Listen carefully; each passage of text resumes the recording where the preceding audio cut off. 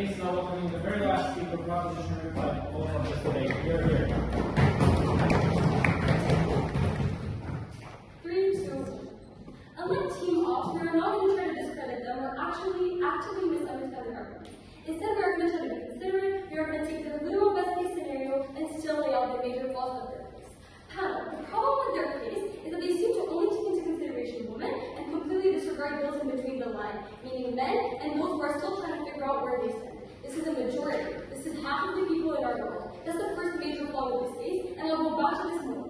The second major flaw is that they're literally living in the 18th century. Panel, somehow we have stepped back 100 years back where women were empowered, as she claims it to be, to stay at home, not seek out an education, and be confined to the kitchen. Our problem with their case is their definition and what traditional female norms actually stand for. Team Up agrees that this is a condescending term, but even then, what they have failed to understand, which we have re-articulated several times, is that by empowering this term, we are taking back the suffering, we are taking back the labels. It encourages all women to quit their jobs, to quit being integrated in society, and to give up what they might actually enjoy in order to confine with the new definition of what society deems them to be empowered. Right? Before I continue, Team Up's second speaker evoked a daring point about how companies like Maybelline are now going to gain money in their world because women in the traditional norms they are proposing are starting to apply makeup to look prettier for their husbands while cooking dinner, right? I'm sorry, panel, we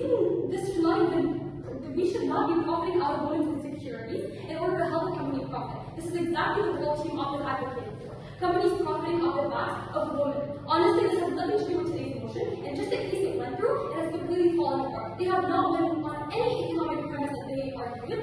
Panel, please, you want to understand how are they winning on economy when you are literally stripping women from working outside and who are like major stakeholders in today's society. We have presidents, we have vice presidents, we have engineers. These are all women who contribute incredibly to the economy. So if anybody's losing on that premise, it's them.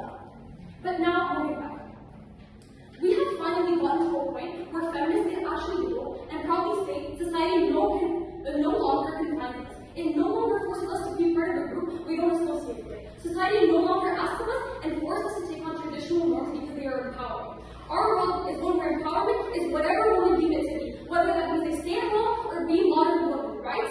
We tell them that by empowering traditional norms, we are now taking one group of women over the other. The women who choose to work are no longer empowered. This is completely ridiculous. Only those who stay at home, and that is their role they are presenting. Our world empowers women and men, whether they stay at home or go to work. This is why abolishing gender norms is the only solution. Our world is one of emancipation. It is one of liberating. It is one of freedom. Their world is one of inequality. It is one of confinement. It is one of imprisonment. And we cannot stand for this. I hope that our ghost case have now actually made more sense to Team Opposition. Lastly, Team Opposition want to understand that by empowering traditional norms, which is what we are actually perpetuating misogyny, and a lack of independence happens. Why is this important? While men go out and improve themselves, they come home and expect the world as their feet.